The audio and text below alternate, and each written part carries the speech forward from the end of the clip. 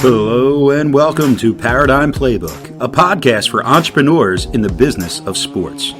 Your hosts, Dave Kozak and Steve Cook, are business owners, successful entrepreneurs, sports enthusiasts, avid readers, and longtime friends. For years, they've read every business book on the market and built successful companies with what they've learned. This podcast will give you the critical takeaways in just 15 minutes a week. It's a quick and easy playbook for building a winning sports business. And now, here are your hosts, Dave and Steve.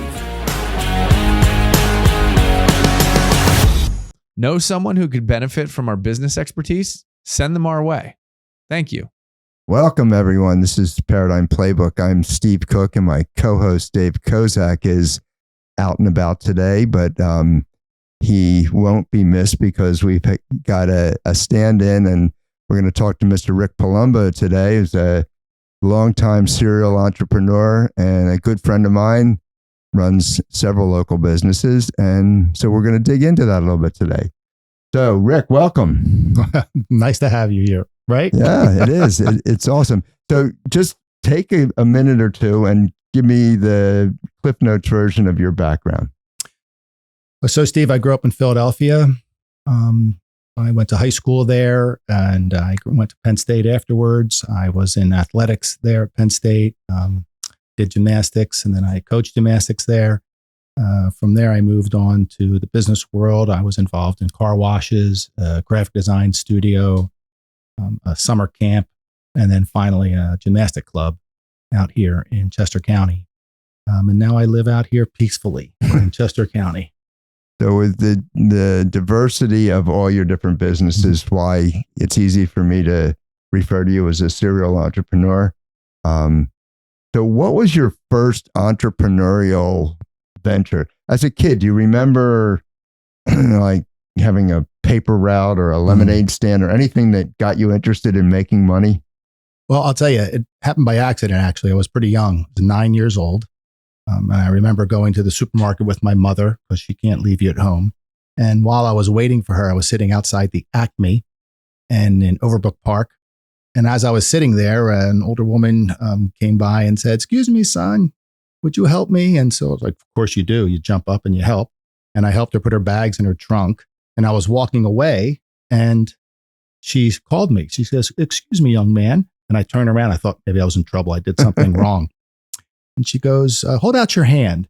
And I put my hand out and she reached in her purse and pulled out a dime and she put it in my hand. And I stopped for a moment and I looked at her car and I looked at the cart and I looked at my hand and the dime. And I looked back at the supermarket and saw all those other people. And I thought, here's a business. She gave me money. No one ever given me money. It wasn't my birthday or anything. Yeah. And so the rest of that time, for another hour while I was waiting, I put in some more people's bags and they gave me money. Not everybody, but I saw that, wow, I can do a service while I'm doing nothing and somebody would help me. So that's how I began thinking. I connected that I could provide a service and somebody would pay you for it. Yeah, so it's interesting and I know a little bit about some of your businesses, and aside from and we'll dig into the light bulb business, but aside from that one, most of them have been service-oriented businesses, correct? Generally, I think I'm more geared for that. I'm the guy, if you're driving down the street in a car with some friends and somebody's car's on the side of the road, I'm the guy who'll want to get out and help. Yeah, so and I also think you have a common ailment of a lot of entrepreneurs. If you were to sell all your businesses today and said, what would you do with your free time? You would most likely start another business. I would. Yeah, I can't sit around.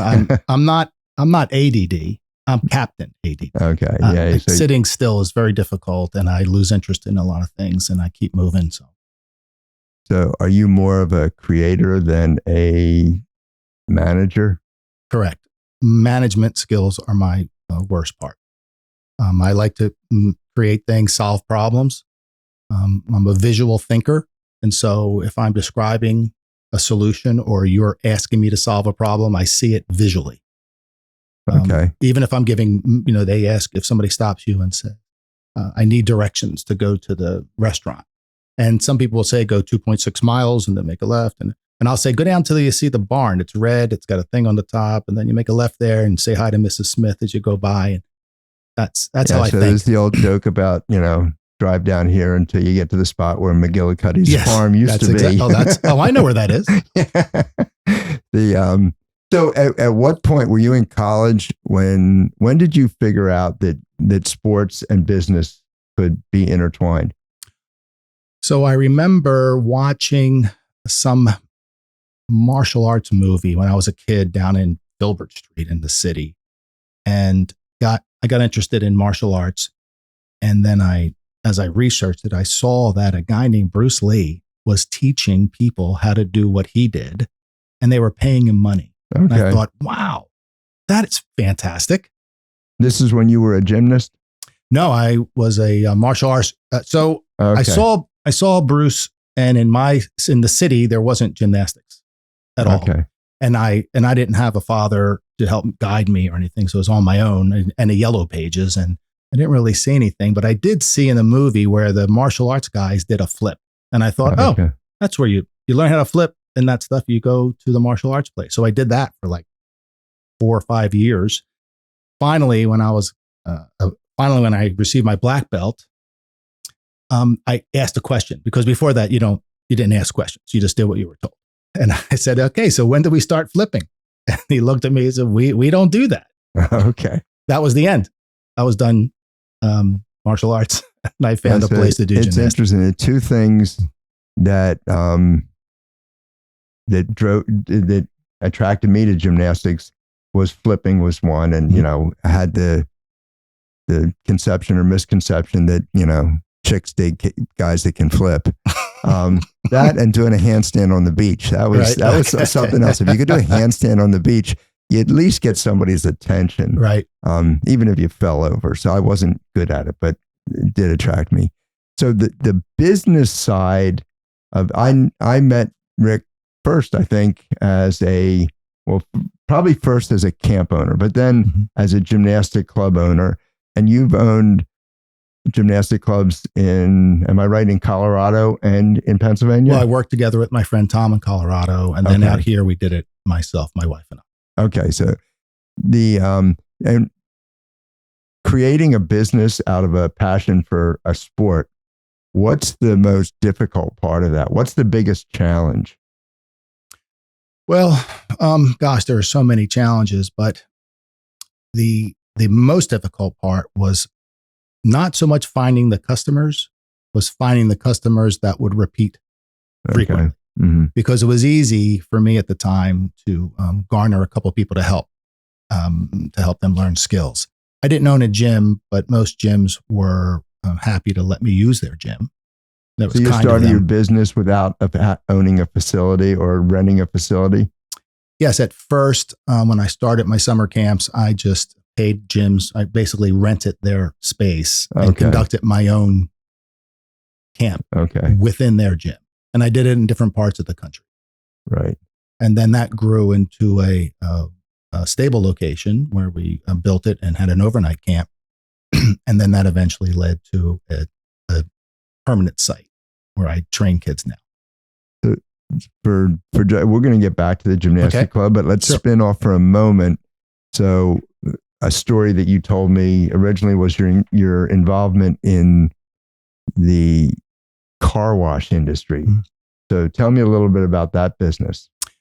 So I was in college, and I remember talking to my friend's dad about a potential business that I had. I was always thinking of things to do, and I liked cars.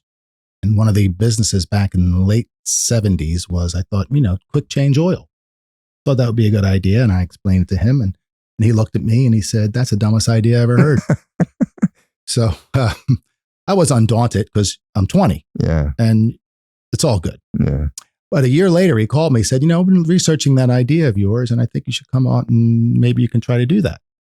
So when I graduated college, I finished at the 84 Olympics, and I left in August and went and started right away in this business. And he owned some gas stations, 3 gas stations that had 2 car washes. And their car washes were bad. The gas business was what you wanted to be in at the time. And as I researched the quick change, the quick oil change market, I went to Pennzoil School and I learned about oil. And I spent a week there and discovered that Pennzoil themselves was going to do a business called Jiffy Lube. They had the idea, of course. I didn't make this up out of nothing. And they were going to pursue it with full zeal. And so I went back and I sat with everybody and said, I don't think we should pursue this just yet because it's going to be a difficult thing to convince people in the marketplace that you should get your oil changed in 15 minutes because people at the time associated the length of time that something took with value. And so a 15-minute oil change can't be very good. I need to leave it there all day and come back the next day and they'll do a better job. So Pennzoil was going to come in and spend a lot of money to reorient customers into thinking that fast is good. Mm-hmm. And then I said, once they did that, we could then build them and we'll build them at the car wash. So we thought, well, what should we do? Well, let's build car washes instead. So that's when I really began in earnest to learn about the car wash business and the company then acquired existing car washes, bought land and leased land, combination of things to add car washes. Interesting. I'm fascinated by the value based on time invested. And we have that a little bit in the sports world. I mean, an hour training session is necessarily more valuable than a half hour, but, or it costs more. I'm not saying, and maybe it's not more valuable. Right. So if you have an instructor that can convey something to you quicker, maybe there's a higher value in the speed of transference. So it's an interesting concept. And I think more and more people are paying for expertise rather than time. It's not correct strictly a time for dollar segment. So so put me in a calendar somewhere. When was this that you were doing car washes? I feel like you were done by the time I met you. I don't know. Yes, it was the after the '84 Olympics until the '88 Olympics. So during the car wash time, were you not involved in gymnastics? I stepped away for a couple of years. Okay. And then I got some knocks on my door for some athletes who were wanting to prepare for the '88 Olympics, and they asked if I could help them. And I really wasn't in a position. I didn't have a gym. I was doing other things. You were asked as a coach? I was asked to help coach them. Oh, okay. Flattering, but it's something I wasn't really able to do at the moment. Mm-hmm. But they insisted that I help them. And so I worked out a situation where they were employed by the company as interns, and then they traveled with me. So I would train at different gyms around the country that we were opening car washes in Chicago, in Denver, Phoenix, and in Philadelphia.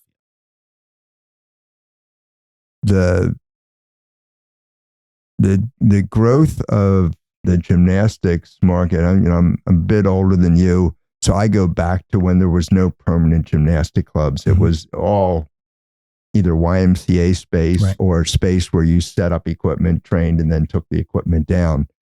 So you were kind of on the beginning part of when you opened in Colorado. What year was that when that gym opened in Colorado? That opened in 1983. Okay, so that was early on. I think it was the late 70s when we first started seeing you, and Muriel opened her club up, and some of the Scats and some of those. But at what point did you see that, okay, this is a real business, and we can rent or buy facility, we can, we need to keep books, we need a budget, at what point did it turn into a real business? Well, in my head, in the late 70s, I knew that group lessons to teach a thing based on my experience in martial arts, which is really what got me into teaching gymnastics. When I started in martial arts, I was a young boy. I stuttered pretty badly. And so through school, there'd be a lot of fights. Okay. And somebody make fun of you and get in a little altercation. So when I took martial arts, and I was a white belt, after I learned all the skills and they moved up to a yellow belt, they made the yellow belt to teach the white belt. So I'm a young boy. Okay. And I would stand in front of 20 people and I would be explaining what to do. And I would stutter and nobody laughed because I had a yellow belt. I mean, I was a rank above them. And that gave me confidence. And I kept doing it. And as I progressed and they progressed, I learned how to teach groups, how to do things, how to lead. So the martial arts was crucial for me because it was run by men. I was lacking a father. Mm-hmm. And they were great father figures. They were in business. They were professionals, lawyers and doctors and construction managers and every walk of life. And so that, them putting me in a position of leadership and teaching with people who respected what I did, that helped me. And that led to me thinking, wow, group lessons really work. And I felt like I was pretty good at it. Do you want your business to thrive? Visit us at paradigmplaybook.com and contact us today for expert assistance. So fast forward now, let's move to Phoenixville 20 some years ago. The Ariel's Fit and Fun opens there. We talk a lot on this podcast about mission, vision, strategic planning. How much of it was in your head and how much of it was flying by the seat of your pants? There was no seat pant flying. Oh, no. Okay.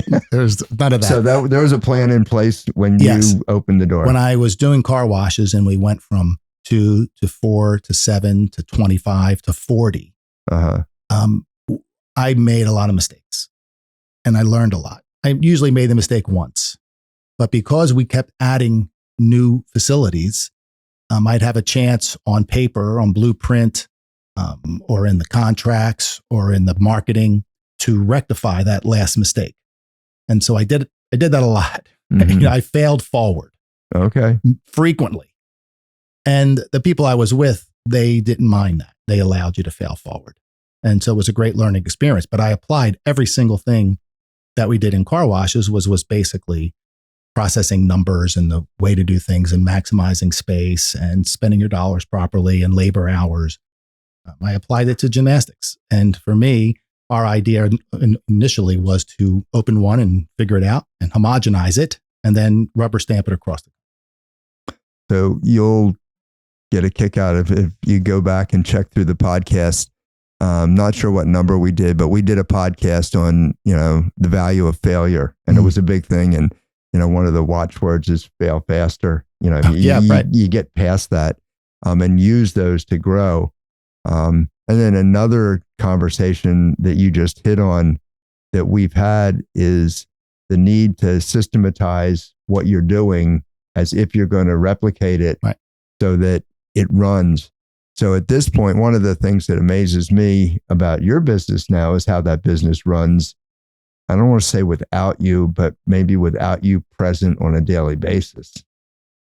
Well, I mean, certainly if you want to open more than one, you can't be there on a daily basis because only Jesus Christ is omnipresent. Yeah. And that I'm not. Yeah. So unless I'm able to help people learn how to take responsibility and get a task done and allow them that, I mean, honestly, Steve, I could fail as easily as they could.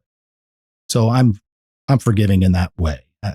If I assign somebody a task, I fully expect them to have some stutters, have some trips. But I know that I'm able now to do another task or move on to another project because they're moving forward with theirs and learning along the way. One of the challenges that entrepreneurs have is giving up skills in which they know that within their company, they're the best at. And, I have a career in sales and it's very hard to come across the best client you've ever had and hand it off to a report that is good, but you don't feel is as good as you could be. And that's a struggle, but in true leadership style, I think you have to do that. There's, someone allowed you to fail. So you need to allow someone else to fail. Right. It's great. So maybe you don't want to reveal this, but what was your biggest failure in the gymnastics business? Can you think of something that you say, I'd never do that again? Well, certainly. Other than buy something from me, maybe. Well, but don't. No, they were all great experiences. I think the biggest failure for me and probably for many people is the failure to plan an exit with the people you work with. So exit strategy should be the most important part of any agreement. It doesn't matter if you and I like each other, we're friends, we're relatives, we work well together. You like red and I like blue, so purple seems perfect for us. And all those things are great. But sometime along the path, you're going to have to part ways for whatever reason. Could be money, could be ego, could be life. And the getting out of the business of working together needs to be addressed before you get into business. Right. So it's interesting that you brought that up. I just published an article yesterday called Stick Your Landing. Mm-hmm. And, it's a term we use in gymnastics, but it involved in business too, is to stick your landing in business is to leave a legacy or leave something behind, whether you want to sell it and give somebody, or turn it over to the family or just, someone that's worked for you. At some point, that mission becomes, I don't want to say more important than the money, but maybe it is. It's more of, okay, how are you going to be remembered? And when Ariel's is there and you're not, what is that? So have you taught that well enough to the people that are running it? I guess I'll have to leave here first to find that out. Yeah. Well, you have some good people, so I think it's in good hands. It's like I've met, some of your staff, and I think you have a good position. So let's hit on a couple other businesses. So the light bulb, they're not bulbs, are they? They're light sheets or initially got to think hard about what year that was, but I was involved in a company that made a sheet of light. Yeah. So it was a light emitting a capacitor basically, and it was electroluminescence. Only it was really refined, and so we could produce a sheet that was 2 inches by 2 inches or 3 feet by 6 feet, and it was entirely even illumination across the board, and it was flexible. It was a sheet of paper basically, and so when we started this here in the country in USA, we had them manufactured overseas. The response was instantaneous. We were putting these flat light bulbs everywhere. People who were creative were seeing great ways to use this light. In fact, it was Time Magazine's Invention of the Year, one of their years, among many other inventions, not the only invention, but this big sheet of light, this flexible sheet of light was very popular.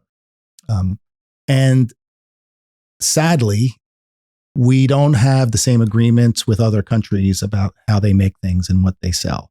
And so soon the product itself was being borrowed, say. But then we connected with somebody else who was making the LED lights, and somebody in Korea, a gentleman who invented the CNC router, did a patent for a way to put LED lights on the edge of a piece of acrylic and with light channels drive it across the surface so that the surface was 99% bright at all places where you measured. So that was a big thing. And that took off next. It was bright light like the lights that are lighting us up right now. Only that light bulb would have been $500 and today it's $40. So was your attraction to that, the innovative quality of that business? So I get the feeling that somewhere in your DNA, there's this, being the first or being innovative or being, purpose driven is part of what's driving your business sense. My background in school is graphic design. I'm a visual person, and so the light bulbs for me opened up a whole new world of environmental graphic design. So instead of lighting surfaces, the surface became the light. And that was a fascinating way to move forward because now letters, numbers, images, things could be illuminated from within, and it changed the way we thought about graphics. So that was the challenge. That was the fun part for me. It was never about money or business. It was the fun, creative part of it. So I'm going to kind of circle the wagons here with my last couple questions, and that's taking your innovative sense, your entrepreneurial mindset, and your love of gymnastics. And I'm going to go to the last company that maybe not the last one you've started, but the last one I know of is, and you go by Fast Fluff is the name of the company now. Right. So what I know for everybody's listening, Rick has developed a product that helped run a gymnastic club. So things that he needed in his gym, one is, so we use free foam pits for landing for training in gymnastics. And one of them not just automatically fluffs those up. So it's always the safest landing spot you can have. And another one gives you a training station that can be inflated and deflated at a flip of a switch. And so it's a space saving invention. So was that more out of necessity for what you needed at the gym, or you wanted to invent something? Well, the Fast Fluff Pit Fluffer was a problem that needed to be solved for the last 30 years that I was involved in gymnastics. Kids were landing in these foam pits and they were getting compacted and solid, and there was injuries occurring by landing in the foam pit. I was one of them. I hurt my neck pretty badly at college, and I knew that this was an ongoing situation that needed to be rectified, and I really didn't know. I tried every kind of thing there is. And my son and I would sit for hours building Legos and making Tinker Toys and whatever, and solving problems with tools. And he would see me making things in my work when I was trying to solve this pit fluffing problem. I needed to get the pit fluffed. Couldn't wait a year. Somebody's going to get hurt. And so one day he mentioned to me when we were in the gym doing something, I had an inflatable for a birthday party, and he would lay on it and said, "Why don't you just put this in there?" And it was like, wow, it's a great idea. So I made about 6 different ones to figure out how to make it work best. And now we have a product that I don't even have to bend over and hit a button. I just speak to Alexa and ask Alexa to fluff the pit, and she fluffs the pit for me. And a task that would have taken 5 or 8 people 3 hours to evacuate the foam from a foam pit takes me 3 minutes, and I do it every day. So I've reduced the chances of some athlete getting hurt and missing opportunity because they took a bad landing in a foam pit that isn't maintained properly. So it takes me back, and I'll stick to what I said before. There's something about the purpose-driven intent of all the businesses you do, whether it's the innovation, maybe not as much as important as the final benefit or effect that has. So that drives you. In closing, is there a recommendation?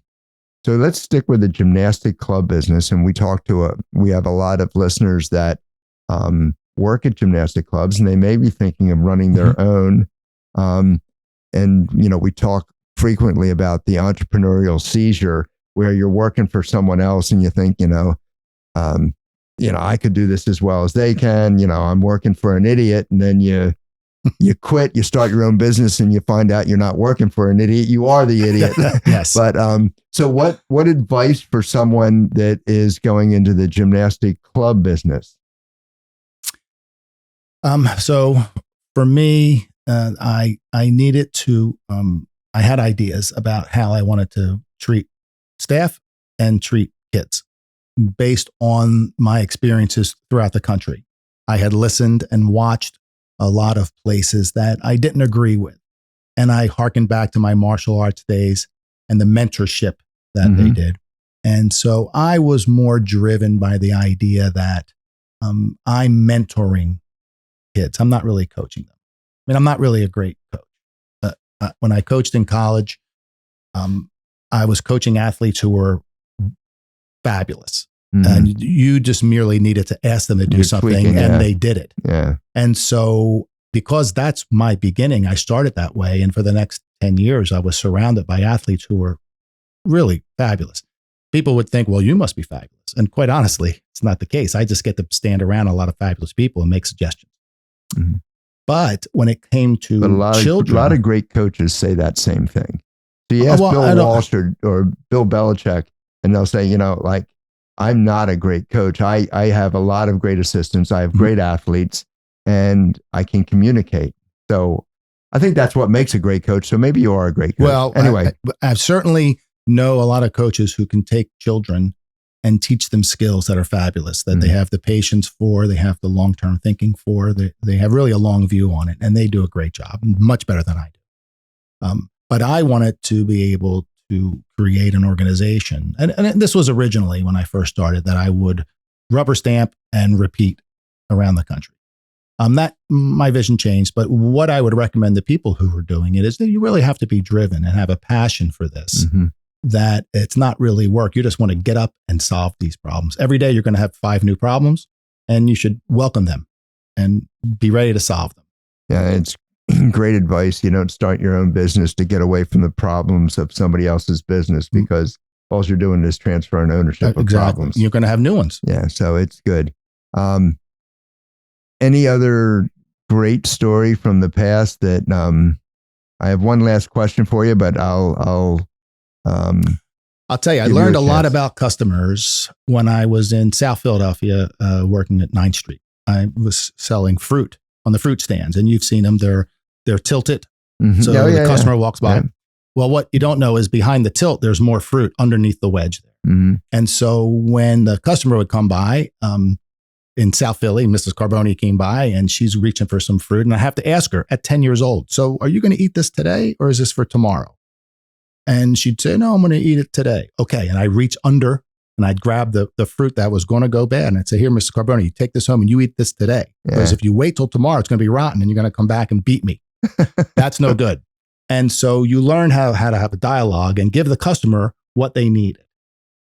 If they were going to use it in 3 days, then you gave them the fruit that was still hard and it was going to be right by them. These dialogues you have in the street that I had as a kid, I really learned a lot about asking customers questions, giving them the things they needed, charging the appropriate fee, and then they would return. And if you did something wrong, you could be sure Ms. Carboni is going to be back there the next day. She's going to smack me. My boss is going to smack me. My mom's going to find out. She's going to smack me. So you really want to do the right thing. And everything I learned, I think I learned on the streets of Philly. That's awesome. I really appreciate your time. I feel like you and I could go on for quite a time. We probably will once we sign off here. But I appreciate you being here. We'll definitely have you back and we'll do a little bit more of this. Thank you. For right now, I think that's it for today for Paradigm Playbook. And thanks for being here, guys. Help us grow by sharing and tagging the Paradigm Playbook podcast on social media. We value your support.